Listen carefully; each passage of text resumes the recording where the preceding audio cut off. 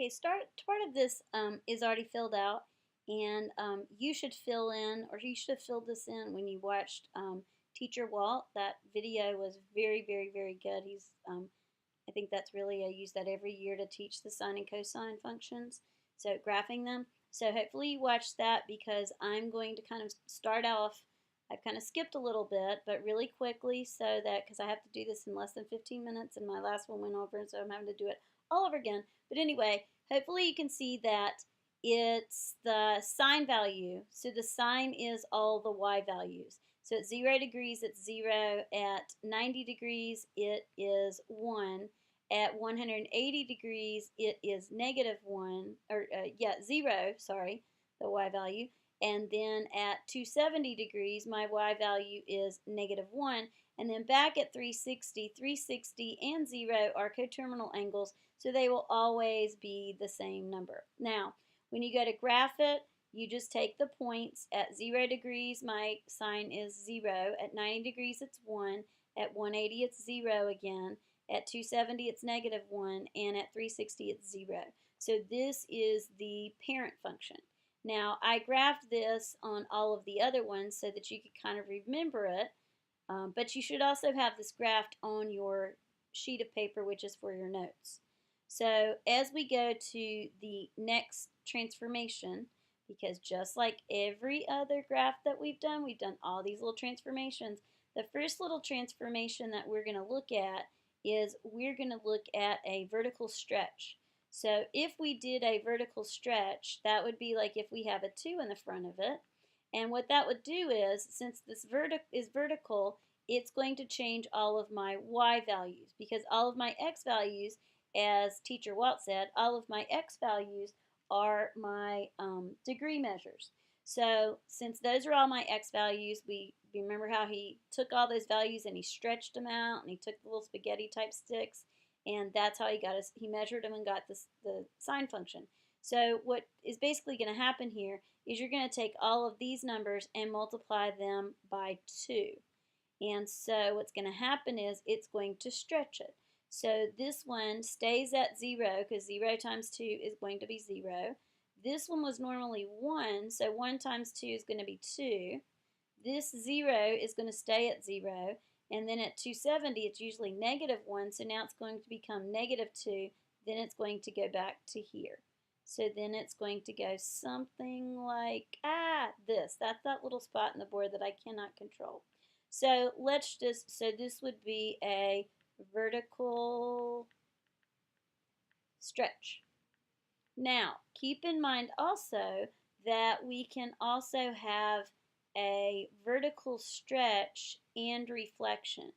So if we have a vertical stretch and reflection, that negative 2 right there basically says for all of these right here, we're going to take all of our y values and multiply them by negative 2.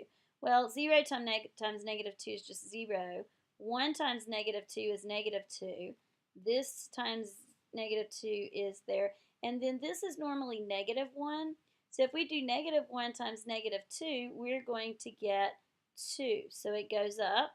And of course here is going to be like it normally is because it's 0 again. Let's see what's going to do over here. Oop, there we go.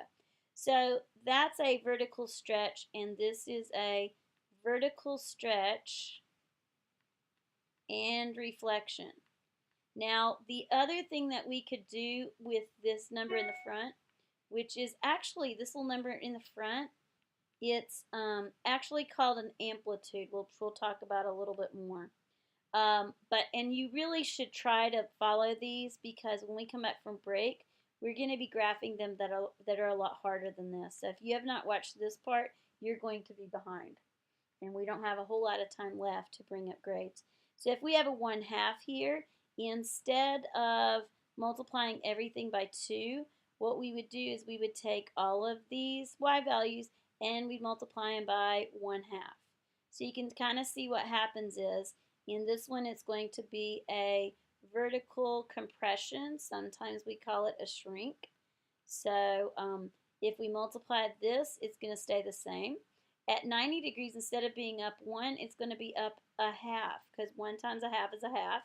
This goes to 0, this would go to negative 1/2, and this would go back. So this one is going to be a little bitty little thing, and so it looks something like this. Now on to some of the other transformations is if I had a transformation that looked like this, and it would be sine theta plus 2, what's going to happen is all of these we're going to, instead of multiplying by 2, we're going to add, because this is still a vertical thing. It's moving everything up 2.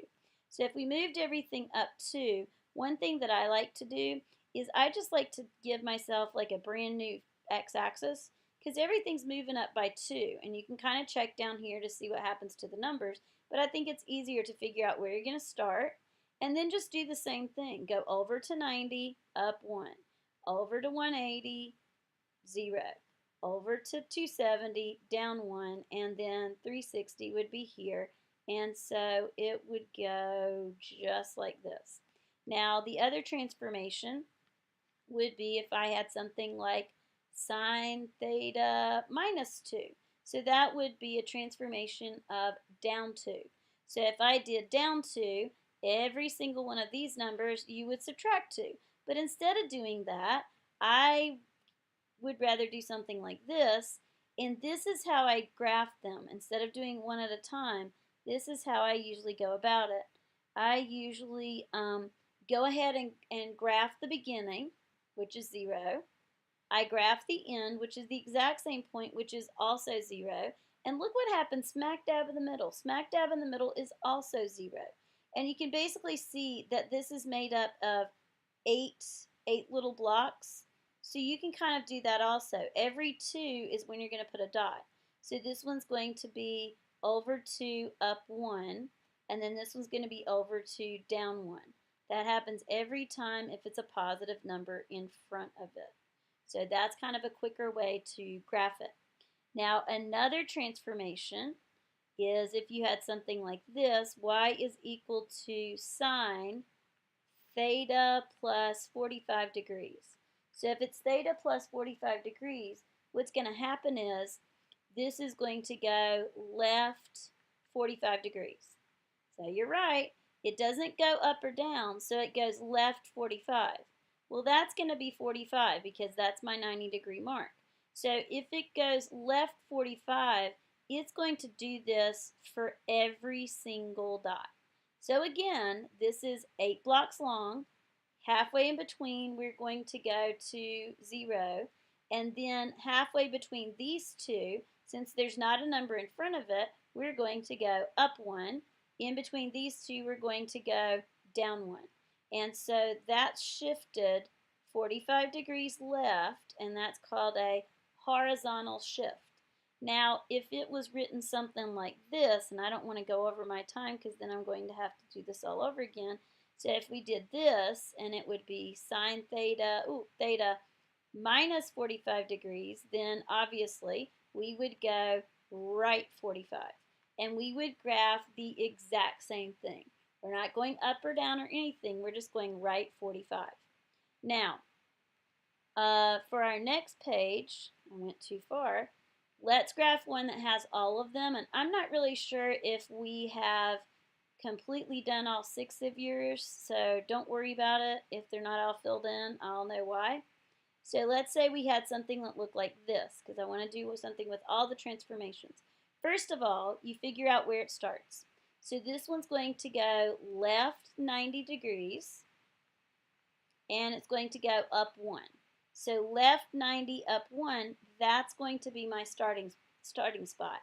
So just like I said on the other ones, a lot of times I redraw my x-axis because sometimes you get a little confused as to where you're supposed to go back to. And then since this is 1/2, all of our numbers are going to be multiplied by 1/2. Now, it starts at negative 90, which is 2 places this direction. So instead of finishing at 360, it's going to finish at 270. Then we can also count 1, 2, 3, 4. That right there is smack dab in the middle. So in between these two, instead of going up 1, I'm going to go up 1/2.